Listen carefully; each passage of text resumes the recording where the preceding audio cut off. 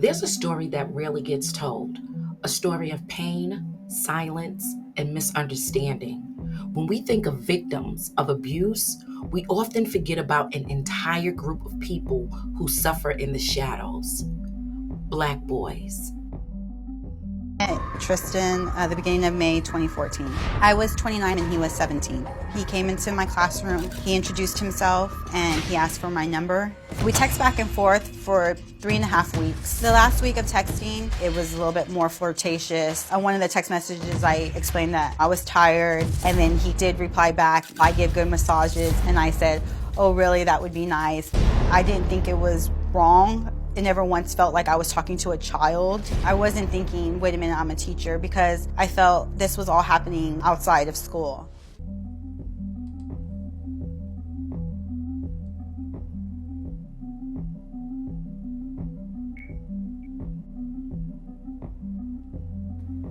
When the Me Too movement brought the stories of women to light, it gave the world a much needed platform to address abuse. But what about our boys, specifically Black boys? Who speaks for them when they are the victims of older women? Who listens when they say, this happened to me? For far too long, their pain has been ignored, dismissed, or worse, trivialized. I was molested when I was 8 years old by my cousin's ex-wife. I didn't even realize that it was something wrong until I saw Tyler Perry on Oprah Winfrey. And Tyler was on Oprah crying about a woman in his family who used to molest him. Predators are often people who the victim knows, trusted family members, family friends, or authority figures. For Black boys, this complicates things even further. Reporting the abuse could mean going against their own family or community, and that leads to guilt, confusion, and silence. In our culture, there's a strong emphasis on loyalty to family and community, and predators know this, so they exploit that loyalty, convincing boys that speaking up would hurt their family or ruin relationships. It's a toxic cycle that leaves the boy feeling trapped. I told him at first I told Carlos that I'm sorry, I don't know how you're gonna react to this. I'm your mom and you're my son, and I am falling in love with him. He said, are you really? I said, yes, I am. He said, you know what? I was scared to let you know too, I am too. He was too, falling in love with me, with his mom, and I was falling in love with my son. And then we ended up talking, and we took off to the park, and we ended up asked him, will you ever date your mom? And he said, will you date your son? I said, honest truth, yes, I would. Because 19 years, you're the best thing that ever happened to me, and I really want to be with you the rest of my life. And I really want to be with them. It's kind of hard right now, but I don't care what people say, because we're going through a lot right now. We try to keep it a secret, but we couldn't do it no more, because, you know, my other kids found out. At first, I'm sick, I'm incest, and it hurts a lot. And, you know what I mean? It messes with my mind a lot.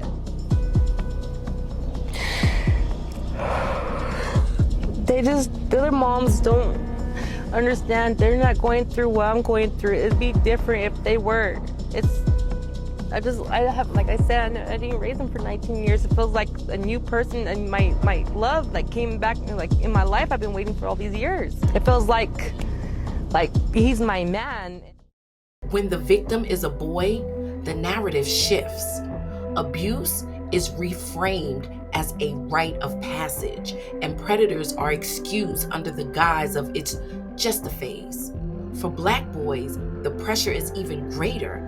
They're already seen as older and less innocent than their peers in other races. So when abuse happens, they're often treated as willing participants instead of victims. So, like, I got raped when I was 11, Twist. I loved it.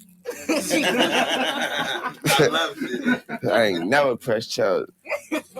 There's a harmful stereotype that Black boys are hypersexual and mature beyond their years, so it makes it easier for society to overlook their abuse or even blame them for it. It's a double standard that perpetuates trauma and silence. And by understanding these tactics, we can begin to dismantle them. We must teach our boys to recognize manipulation, to trust their instincts, and to know that being a victim of abuse does not make them less than a man. When it comes to abuse, justice should be blind. But in reality, the way society punishes female perpetrators compared to male perpetrators reveals a troubling double standard. And for Black boys, it sends a dangerous message that their pain does not matter. Time and time again, female perpetrators receive lighter sentences or no jail time at all for the same exact crimes. And the punishment for white women are even lighter. Usually, they just get off with house arrest, probation, a fine, and being registered as a sex offender. They're often portrayed as troubled or misguided rather than predatory, with courts and media focusing on their personal struggles instead of the harm that they have inflicted. A study found that female sex offenders were 63% less likely to receive a prison sentence compared to male offenders in the similar case.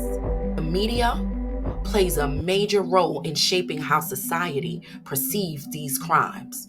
When a female perpetrator is involved, terms like affair or relationship are often used, minimizing the abuse and shifting the blame onto the boy. This narrative reinforces harmful stereotypes that Black boys are always willing participants rather than victims. When boys see their abusers walk away with a slap on the wrist, it tells them that their pain isn't valid, that their abuse isn't as serious. It perpetuates the idea that as males, they are supposed to take it, like it, and move on. This lack of accountability leaves scars, not just on the individual, but on an entire generation. The disparity in punishment erodes trust in the justice system and leaves boys feeling invisible. If the system won't take their abuse seriously, who will? Justice must be consistent, regardless of the perpetrator's gender. Abuse is abuse. The severity of the crime doesn't change because of who committed it.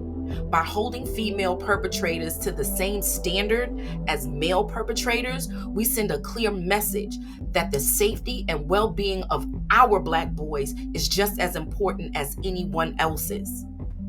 Accountability is not just about punishment. It's about validation, showing the victims that their voices matter, their pain is acknowledged, and that their abusers will face justice and they will pay for their crime. For Black boys, this shift is essential to healing and rebuilding trust. The trauma doesn't disappear when the abuse ends. For many Black men, the scars linger for decades, manifesting as depression, anxiety, and mistrust in relationships. Some may struggle to see women as partners and equals, while others avoid intimacy altogether, unable to reconcile their past with the present. I've had older women who thought I wasn't being parented correctly, slightly try to take advantage of me, and not slightly, have taken advantage of me. You lost your virginity to two 30-year-olds? Yeah. The same time? Yeah, two ugly, horrible looking women. And you were? What was I? You were how old? 11. 11. Going to 12. I had no hair on me. Right. I remember not having, and it was disgusting. And to this day, it's difficult for women to get me to go down. Abuse at a young age can severely distort a person's sense of self-worth and boundaries. Many of the men who were victimized as boys, but they didn't have the language or the support to process it, as adults, they often carry shame and confusion, questioning their masculinity and their value. Change begins when we create safe spaces for our Black boys and men to speak openly about their experiences. We must dismantle this toxic narrative that male victims are less deserving of empathy or support. We can't change the past, but we can shape the future. And here's how we can take action. We need to educate and teach boys about consent, boundaries, and healthy relationships from an early age. We need to listen when a boy opens up about his experiences and believe him and support him and don't dismiss or shame him. We need to advocate and push for better representation of male victims in media, schools, and therapy spaces. We need to hold perpetrators accountable regardless of gender. Abusers must face consequences for their actions. We need to support by donating or volunteering with organizations that help victims of abuse. If you or someone you know has been a victim of abuse, there is help available. Our boys deserve to be protected, heard, and healed. Together, we can break the cycle of silence and pain. To the Black men and boys who still carry this weight, you are not alone, and we will stand with you as you reclaim your voice, your dignity, and your future.